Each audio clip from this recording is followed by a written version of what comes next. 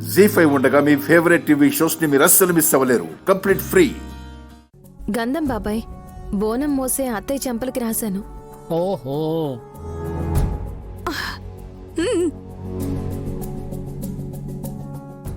Mummy మోయనంటుంది కదా. తల మీద పెట్టుకోవడానికి చుట్టు కూడా రెడీ చేశాను.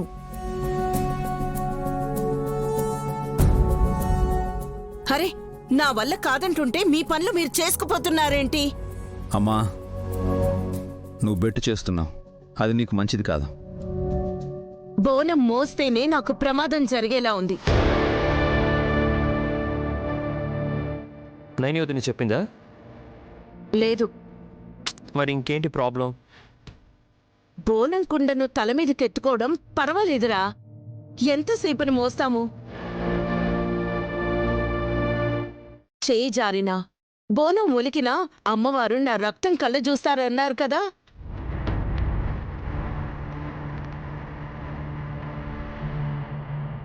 అవును, అది ఇక్కడ అందరికీ తెలిసిందే కదా.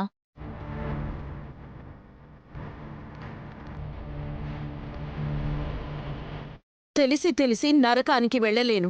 అందుకే బోనం మోయకపోతే ఏమీ జరగదని, నా మానాన్ని నేను ఉండొచ్చని అనుకుంటున్నాను.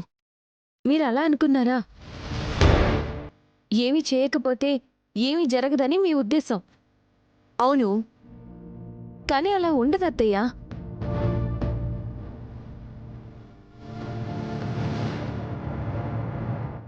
ప్రాయశ్చిత్తం ప్రకారం బోనాన్ని మోయకపోతే ఏమవుతుంది? ఏమీ కాదు.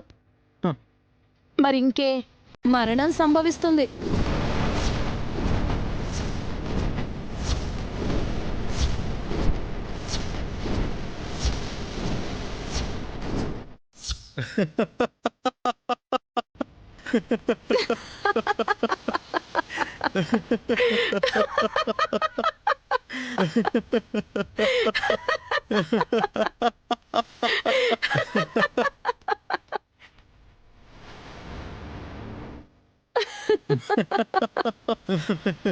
శివభక్తురాలు డమ్మక్క చెప్తుంటే నీకు తమాషాగా ఉందన్నయ్య? కుండ మోస్తే చావు, మోయకపోయినా చేస్తామన్నప్పుడు అంత శ్రమ ఎందుకు తీసుకోవాలి? మేమేమైనా పిచ్చోళ్ళమా?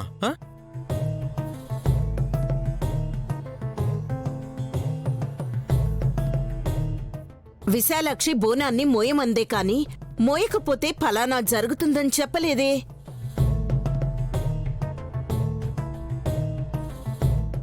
మా అమ్మ నాతో చెప్పింది.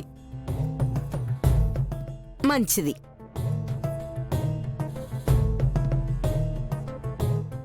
అయితే బోనం మోయిను అంటారు, అంతేనా? అంతే. నిర్ణయం చేసుకున్నారా అత్తయ్య? ఫైనల్. మళ్ళీ మళ్ళీ చెప్పను. రేయ్ పదరా. అత్తయ్య, ఆగిపోయావేంటి మమ్మీ? రా మమ్మీ. అత్తయ్య, మమ్మీ, అయ్యో అత్తయ్య, ఏమైంది అత్తయ్య అలా చేస్తున్నారు? అత్తయ్య అత్తయ్య ఏమైంది? అమ్మా, అత్తయ్య అమ్మా, ఏమైంది? ఏమైంది? అమ్మా, శ్వాస తీసుకునే ఇబ్బందిగా ఉందమ్మా. అత్తయ్య ఏమైంది? ఏమైంది? మమ్మీ. ఏమైంది?